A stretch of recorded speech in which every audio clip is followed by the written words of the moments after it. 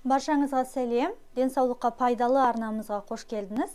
Бүгінгі видеомызда мойын хондрозы кезінде қолданылатын бір әдіспен бөлісетін боламын. Жалпы мойын хондрозы қай кезде көбінесе болады? Біз терлеп тұрып бір кондиционердің астында отырып қалғанда, немесе терлеп тұрып суық бір жерге шығып кеткен кезде, яғни мойын бұлшық еттерінің қабынуын туындататын жағдайларға тап болған кезде осы мойын хондрозы бізде пайда болады. Бұл мойын хондрозы болған кезде мойын жағымыз қатты ауырады, тіпті кейде адамдар басын бұра алмай жатады, бас ауруына дейін алып келеді.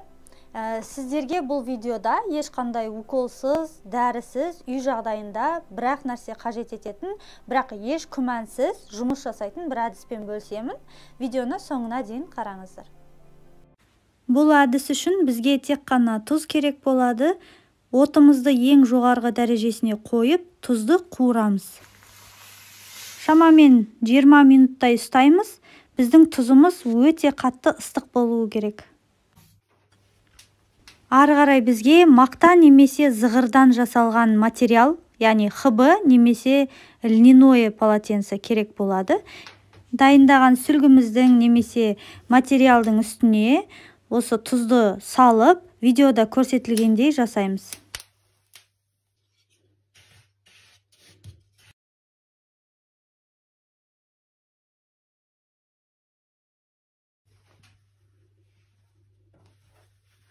Және тағы бір тәсілі, ұзындау келген носки алып, оның ішіне осы тұзды салып, бас жағын байлап, оны да қолдансаңыз өте қолайлы.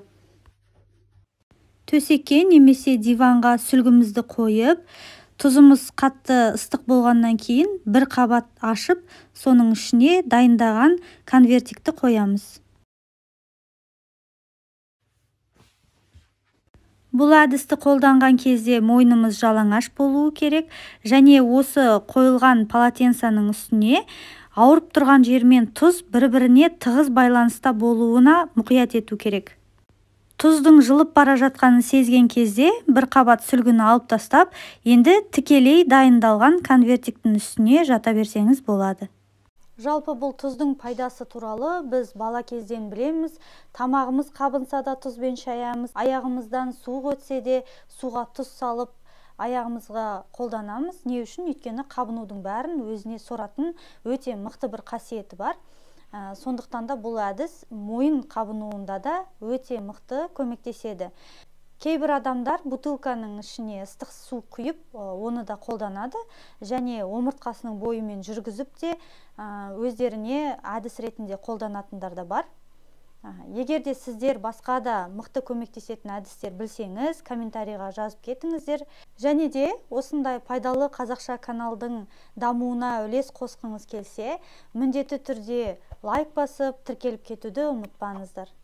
Келесі пайдалы видеоларда кездескенше қош сау болыңыз.